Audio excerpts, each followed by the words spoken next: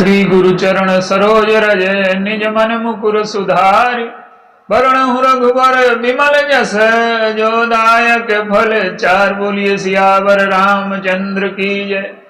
सिय राम मैं सब जग जानी करऊं प्रणाम जोर जुग पानी। आइए आज चित्रकूट जी की जो महिमा चल रही है उसमें भरतकूप जो है उसकी क्या महिमा है, इस पर विचार करें। देखिए, मनुष्य इतिहास पुरुषों से जब उनका चरित्र पढ़ता है प्रेरणा प्राप्त करता है कि उनमें ये गुण थे तो हम में भी आ जाएं। उनके चरित्र को अपना आदर्श बनाता है, लेकिन उसमें एक समस्या रहती है। क्या? कि उनके चरित्र से हम प्रेरणा तो ले सकते हैं, पर उस प्रेरणा को उतारने की जो शक्ति है, वो प्रेरणा हमारे जीवन में साकार हो जाए, वो शक्ति हमें कहां से मिलेगी? क्योंकि वो तो जा चुके। लेकिन ये जो तीर्थ हैं, इनमें जो प्रेरणा मिलती है, उस प्रेरणा को उतारने की शक्ति भी हमें तीर्थ से मिलती है। वो हमारे जीवन में जो तीर्थ की महिमा है, जो तीर्थ का महात्म्य है, जो तीर्थ की विशेषता है, जो तीर्थ का रहस्य है, वो हमारे जीवन में प्रकट हो जाता है। तो ये जो भरतकूप है, इसका थोड़ा सा एक संदर्भ लें। पहले भरत जी भगवान राम को जो मनाने के लिए जा रहे हैं चित्रकूट, या दर्शन के लिए कहिए, मनाने के लिए कहिए, स्वामित्व प्राप्त करने के लिए कहिए, जीवन की पूर्णता के लिए कहिए, जिस संदर्भ में आप कहना चाहें, तो जा रहे हैं तो तीन चीजें उन्होंने ले ली। सिंहासन ले लिया, सेना ले ली, और जो राज्याभिषेक की सामग्री है, तीर्थों का जल, जो पुनीत सामग्री है, वो सब ले ली। ये विश्व के इतिहास में पहली बार ऐसा हो रहा है। व्यक्ति का अहम छोटा होता है, अहम व्यक्ति को छोटा बना देता है, तो उस क्षुद्र अहम की पूर्ति के लिए वो सिंहासन पर बैठता है कि मैं बड़ा हो जाऊंगा। इससे उसे गर्व का अनुभव होता है। और भरत जी इस रहस्य को जानते हैं कि सिंहासन पर बैठ करके भगवान राम जी बड़े होंगे क्या? ये सिंहासन उनको पाकर के धन्य हो जाएगा, इसलिए सिंहासन को वहां चल करके जाना चाहिए। व्यक्ति तो सिंहासन के पास चल करके आता है, पर यह सिंहासन ईश्वर के पास चल करके जाएगा। इसलिए सिंहासन को वो चित्रकूट लिए जा रहे हैं, और वास्तविक जो भगवान राम का राज्याभिषेक है वो चित्रकूट में ही हुआ। तो सिंहासन लिए हैं, सेना लिए हैं, और वो पूजन की सामग्री, तीर्थों का जल लिए हैं। पहले सिंहासन पर विचार करें। सिंहासन क्या है?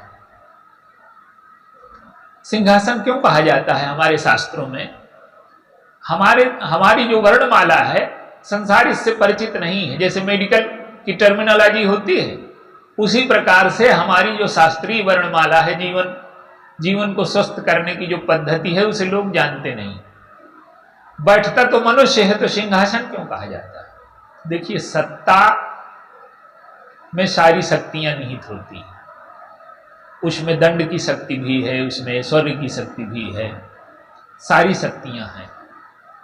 और सत्ता में बैठना सिंह के आसन पर बैठना है। जिस प्रकार से सिंह क्रूर है, हिंसक है, सत्ता में बैठने वाला व्यक्ति अगर सावधान न हो तो वो जो सिंह जैसी शक्तियां हैं वो क्रूरता में प्रयोग होने लगती हैं। अगर वो स्वार्थी है, अहंकारी है, भोगवादी है, उसका मन पवित्र नहीं है, और सिंहासन पर वो नियंत्रण नहीं पा सकता, शक्ति पर, दंड भी उसी के हाथ में है, न्याय भी उसी के हाथ में है। अब तो न्याय व्यवस्था अलग हो गई है, पहले राजा के हाथ में ही थी, राजा ही सर्वोच्च होता था। तो वो जो सिंह है उस पर आसन करने के बराबर है ये सत्ता पर बैठना। एक सूत्र के माध्यम से इसे समझने का प्रयास करें। लंका में हनुमान जी गए तो लंका को जला दिया उन्होंने। ये बदले की भावना नहीं है। क्या है कि रावण के पास क्या नहीं है? वैभव नहीं है, व्यवस्था है, वैभव है, स्वास्थ्य है, सौंदर्य है, सेना है। उसकी जो महिमा है, तपस्या कर सकता है, ज्ञान है उसके पास, शक्ति है, विशाल सेनाएं हैं, कोई उसके सामने टिकता नहीं। लेकिन है क्या कि ये सारा ज्ञान, सारा वैभव, सारी शक्ति, सारी महिमा, सारी तपस्या, सारी पूजा, सारी विशेषताएं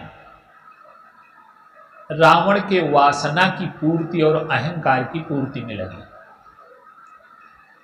आपके चरित्र का जो केंद्र बिंदु होगा, आपके पास जितनी शक्तियां हैं उसी के आसपास काम करेंगे। तो रावण के चरित्र का केंद्र बिंदु है अहंकार और वासना। तो सारा ज्ञान, सारा वैभव व्यर्थ हो जाता है। तो हनुमान जी लंका को क्यों जलाते हैं? कि वो विचारधारा जो लोगों का वैभव छीनने में संकोच नहीं करती, छीन लेती है, संसार की सुंदर स्त्रियों को छीन लेती है, तो अपने विषय की पूर्ति, अपने महत्वाकांक्षा की पूर्ति, और सामने वाले व्यक्ति का कोई मूल्य नहीं है। उसकी संवेदना, उसकी विचारधारा, उसका जीवन मूल्यहीन है। तो जब सत्ता इस प्रकार का व्यवहार करने लगे, जिस प्रकार से रावण कर रहा है, जय जय देश धेनु दुज पाओ, नगर गांव पुर आग लगाओ, दंड नीति वो सज्जनों के विरुद्ध प्रयोग करता है। आग लगा दो, जो भी धर्म का काम करे उसके जीवन को नष्ट कर दो। जो हमें पसंद है वो छीन लेंगे और जो नहीं पसंद है उसे नष्ट कर देंगे। ये रावण की पद्धति है, ये विचारधारा है। तो लंका जलाने का तात्पर्य है कि वो विचारधारा जो मनुष्य के लिए अकल्याणकारी है, मानवता के विकास में बाधक है। मानवता केवल भोग की वस्तुएं इकट्ठी कर लेना नहीं है। आज यही परिभाषा हो रही है जो रावण की है। स्वास्थ्य है उसके पास, तो ऐसा स्वास्थ्य है कि आज के जमाने में किसी योगी है 64 चतुर्युग राज्य कर रहा है, सदैव नया है, वो यौवन है उसके जीवन में हमेशा, कभी बुढ़ा नहीं हुआ, कभी पराजित नहीं होता। तो शक्ति है, स्वास्थ्य है और स्थिर है, बुढ़ापा उसको आया ही नहीं। वो ऐसा नहीं है कि आज के जमाने में इकट्ठा करो और इसके बाद बीमार हो जाओ, कुछ खाने लायक न रहो। तो उसके पास सब कुछ है, लेकिन वो मनुष्यता के कल्याण के लिए घातक है। आज क्या हो रहा है? आज शक्ति है, सामर्थ्य है, ज्ञान है, पर एक दूसरे को नष्ट करने में लगा। विज्ञान की सारी शक्ति अभी परख नली में शिशु को नहीं पैदा कर पाई और 30 बार पृथ्वी नष्ट हो जाए, इतने हथियार इकट्ठे कर लिए।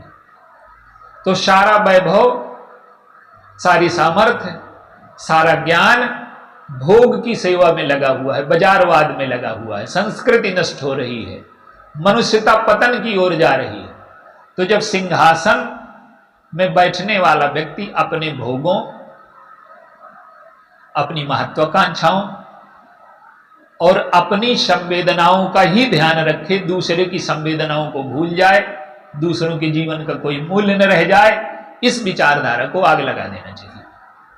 ये लंका में आग लगाने का मतलब है। तो सिंहासन का एक पक्ष रावण का है, सिंहासन का दूसरा पक्ष, भरत जी सिंहासन लेकर के जा रहे हैं, सिंहासन की ही चर्चा। सिंहासन का दूसरा पक्ष क्या है कि प्रताप भानु के पिता ने उसे राज्य दे दिया। गोस्वामी जी बड़े सूक्ष्म संकेत करते हैं। जेठे सुतहि राज नप दीन्हा, तो अब बड़े पुत्र को राज्य दे दिया, उसने स्वीकार कर लिया। लेकिन मरुपुत्रों को जब राज्य दिया गया तो उसमें लिखा है कि बरबस राज सुतहि नप दीन्हा। देखिए धर्म क्या है?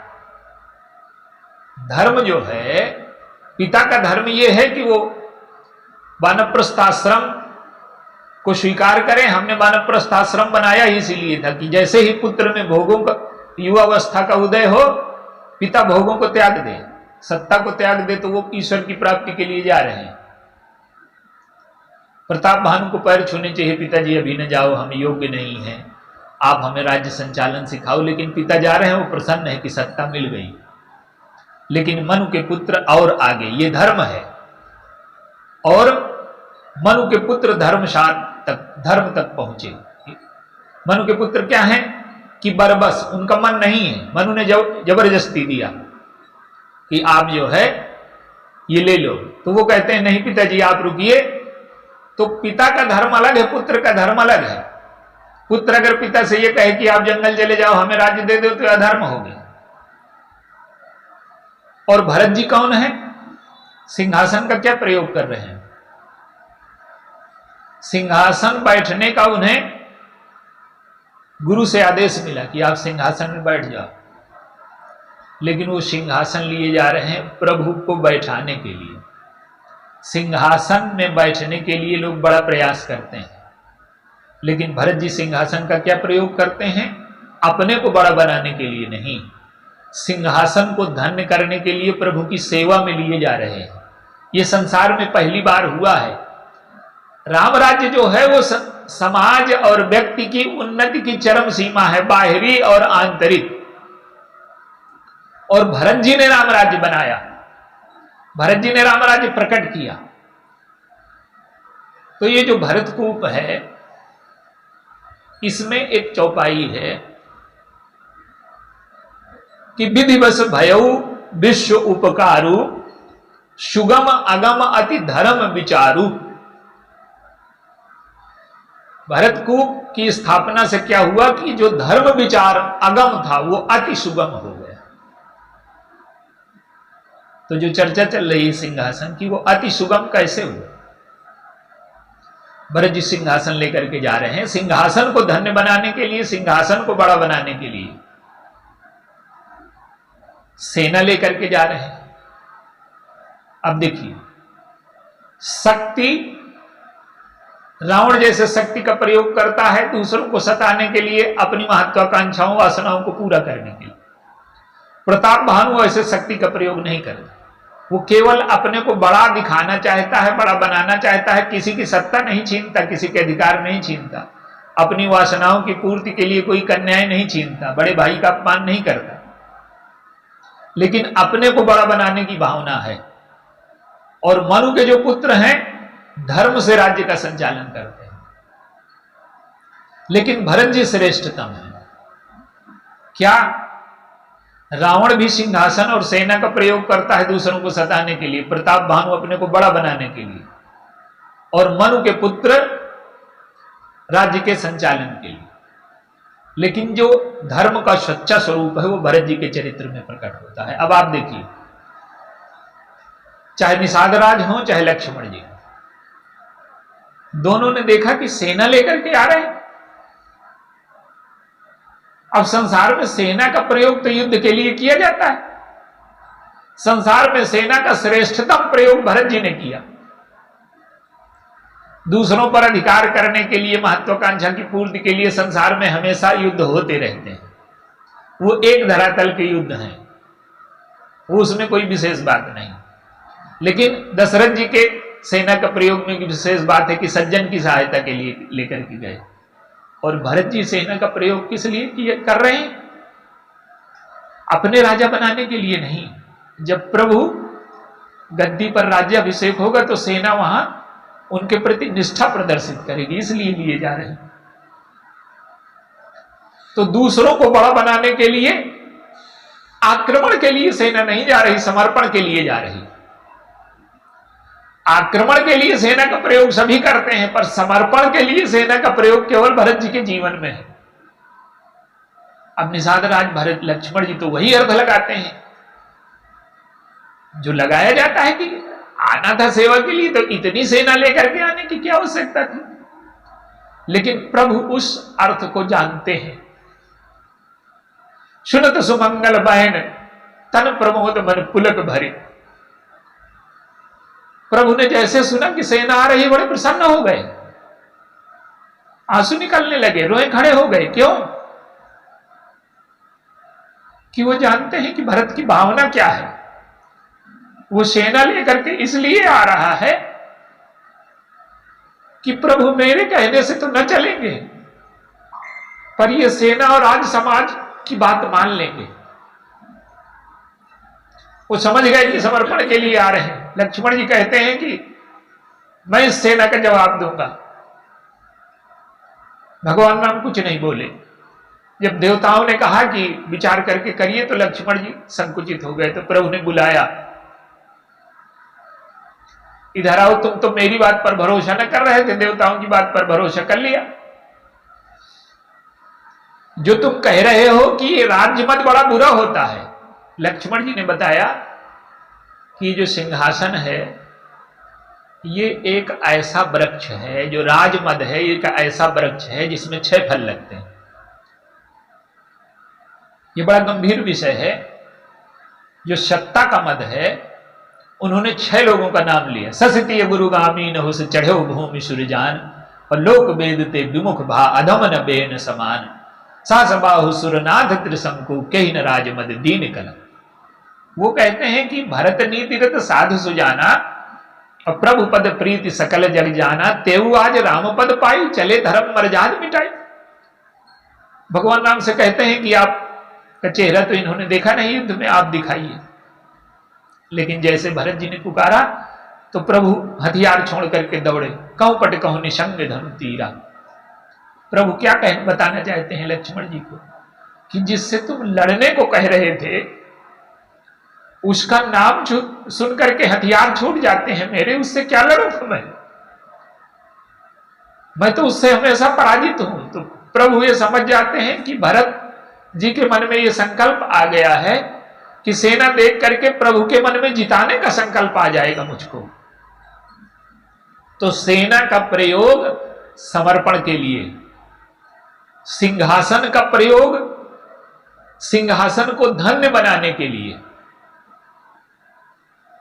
ये भरत जी का धर्म है। अब आप देखिए, चित्रकूट तक जो पहुंचने की यात्रा है वो तो बहुत बड़ी है, पर संक्षेप में हम 2-3 सूत्र स्पष्ट कर दें। पहले कैकेयी से संबंध तोड़ लिए। जो राजा है, जो सिंहासन में बैठता है, उसे किसी से भी ममत्व का संबंध नहीं रखना चाहिए। क्यों? कि प्रजा का न्याय और प्रजा का सुख उसके लिए सर्वोच्च है। तो ममत्व माने कैकेयी जी से शरीर के संबंध तोड़ लिए। अब गुरु जी सिंहासन कहते हैं कि सिंहासन में बैठ जाओ। राज्यसभा में प्रस्ताव आया, गुरु का आदेश है, पिताजी ने दिया है, राम लक्ष्मण सीता को भी अच्छा लगेगा, सबने अनुमोदन कर दिया। लेकिन भरत जी जानते हैं कि ये जो सिंहासन है मुझे, ये अन्याय से मिल रहा है। मेरी मां ने कपट किया है, षड्यंत्र किया है, और जिसका अधिकार था उसे छीन लिया गया, और पिताजी को अंतर्द्वंद में डाल करके धर्म का लाभ अधर्म उठा रहा है। तो वो सिंहासन में इसलिए नहीं बैठते कि यदि मैं सिंहासन में, देखिए राजा जब बैठता है सिंहासन में तो केवल व्यवस्था नहीं देता। आज लोग राजा का अर्थ नहीं समझते। राजा का अर्थ होता है रजन करने वाला, जो प्रजा को प्रसन्न रखे। तो राजा केवल व्यवस्था नहीं करता, राजा संस्कार भी देता है, राजा भावनाएं भी देता है। राजा का चरित्र लोगों के लिए आकर्षण का केंद्र होता है। यथा राजा तथा प्रजा इसलिए कहा जाता है। तो राजा का यदि चरित्र गिरा हुआ है तो प्रजा का भी चरित्र गिर जाता है। तो भरत जी कहते हैं कि अगर मैं सिंहासन में बैठ जाऊंगा तो लोगों को धूर्तता की, कपट की, षड्यंत्र की, स्वार्थ पूर्ति की, महत्वाकांक्षा की पूर्ति की, अधर्म की ओर जाने की प्रेरणा का साधन बन जाऊंगा मैं। इसलिए वो पहले ममत्व पर विजय पाते हैं और यहां सिंहासन में बैठने में अहंकार पर विजय पाते हैं। और जब चित्रकूट की ओर चले तो त्याग पर विजय पाई उन्होंने। किसी ने कहा कि लोग कहते हैं कि आग लगा दो संपत्ति को, कुछ कहते हैं रखवाली करो। भरत जी से पूछा गया कि आप क्या करोगे, तो वो कहते हैं कि नहीं, संपत्ति तो मेरी नहीं, सब प्रभु की है, उसकी व्यवस्था करूंगा। तो मैं बैरागी हूं, मैं त्यागी हूं, ये भाव नहीं आया उनको। वो कहते हैं कि अगर मैं बिना व्यवस्था के चला गया तो दंड का पात्र माना जाऊंगा। तो जिसे ममत्व ही नहीं हुआ संपत्ति से, वो त्याग का क्या गर्व करेगा। त्याग पर विजय पाली। और जब चित्रकूट में पहुंचे, अब संवाद हो रहा है। प्रभु ने कहा कि वो कहते हैं कि देव देव अभिषेक हित गुरु अनुशासन पाए, और आने शब तीर्थ सलिल तेहि काह रह जाए। आपके अभिषेक के लिए गुरु जी के आदेश से मैं ये ले आया था, तो इसका क्या किया जाए। अब देखिए प्रभु ने क्या किया। प्रभु जानते हैं कि भरत मुझे सिंहासन को बड़प्पन देने के लिए यहां लाए थे और मुझे बड़ा बनाने आए थे, अगर भौतिक संदर्भों में आप समझो। तो भरत के लिए तो वो कह नहीं सकते कि 14 साल तुम्हें बनाना है, तो राज्य चलाना है, तो तुम बड़े हो गए। तो उन्होंने कहा कि अत्रि जी के पास चले जाओ। और अत्रि कौन है? जिनके जीवन में काम क्रोध लोभ नहीं है। और भरत जी कौन है? जिन्होंने काम क्रोध लोभ मोह मद मत्सर सबको जीत लिया। तो अब वो जो तीर्थ का जल है, तीर्थ का जल क्या है?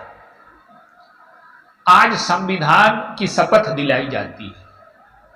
कोई भी प्रधानमंत्री बनता है, राष्ट्रपति बनता है, राजा बनता है, जैसी भी व्यवस्थाएं विश्व में हैं, तो संविधान की शपथ का मूल तात्पर्य क्या है? कि जो संविधान के मूल तत्व हैं, देश की प्रगति, उन्नति, लोगों में सद्भाव, प्रेम, ये सब हमारे जीवन से प्रकट होंगे। हम सेवा के लिए जीवन अर्पित कर देंगे, ये संविधान की मूल शपथ है। लेकिन अब शपथ का क्या होता है आप देखिए। बहुत कम लोग हैं जो उस शपथ को निभा पाते हैं, संविधान की मूल आत्मा की रक्षा कर पाते हैं। तो ये जो तीर्थ का जल है, क्यों लाया जाता था? तीर्थ का जल इसलिए लाया जाता था कि जो तीर्थों का जल है, उन तीर्थों में अलग अलग प्रकार की महिमा है। गंगा जी की अलग है, सरस्वती जी की अलग है, यमुना जी की अलग है, समुद्र का अलग है। माने ये जीवन के सारे तत्व। गंगा जी की महिमा क्या है? कि अहम छूट जाए, ईश्वर के चरणों में समर्पित हो जाए, ये गंगा का तत्व है। यमुना का तत्व है कि कर्म के मूल में प्रकाश हो। तो माने कहने का अर्थ ये है कि भरतकूप में स्नान का फल क्या मिलेगा? जब हम भरतकूप में स्नान करेंगे तो हमें धर्म का रहस्य, सिंहासन का रहस्य, पवित्रता का रहस्य समझ में आ जाएगा। भरत जी सिंहासन पर नहीं बैठते। क्यों आए हैं? सिंहासन पर उन्होंने खड़ाऊं बैठा दी, सेवक बनकर के राज्य चलाया। भरत जी जैसा राज्य तो किसी का हुआ ही नहीं। जहां 14 वर्ष किसी की मृत्यु नहीं हुई, जहां 14 वर्ष तक कोई बालक नहीं पैदा हुआ। क्यों? कि राजा ने भोग छोड़ दिए तो प्रजा ने भी छोड़ दिए। राजा तपस्वी हो गया तो प्रजा भी हो गई। ये उनके व्यक्तित्व का प्रभाव है। असन बसन बासन व्रत नेमा, और करत कठिन ऋषि धर्म सप्रेमा। तो जब वो आए तो प्रभु से कहते हैं कि सिंहासन आपकी सेवा में आया था, इसे स्वीकार कर लीजिए। प्रभु ने सिंहासन स्वीकार कर लिया और भरत जी को खड़ाऊं दे दी। कहने का अर्थ क्या है? कि सत्ता में बैठने वाला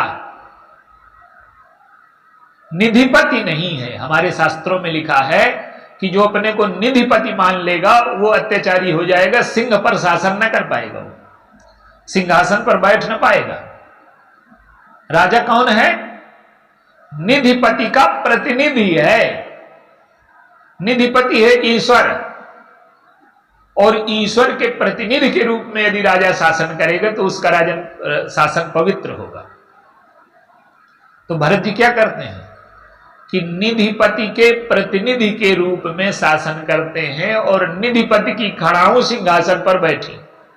देखिए, कोई जूतों को सिंहासन पर नहीं रखता, खड़ाऊं नहीं रखता, पर प्रभु के पदत्राण रखे गए सिंहासन पर। इसका क्या तात्पर्य है? कि कभी जीवन में अहंकार न प्रवेश करने पाए, कि राज्य मेरा है, इसलिए खड़ाऊ याद दिलाती रहती हैं कि मैं सेवक हूं इस राज्य का। खड़ाऊ उन्हें आज्ञा देती हैं, और खड़ाऊ तो सीताराम है, उनके लिए लौट करके आ गए हैं। तो जो धर्म का तत्व है,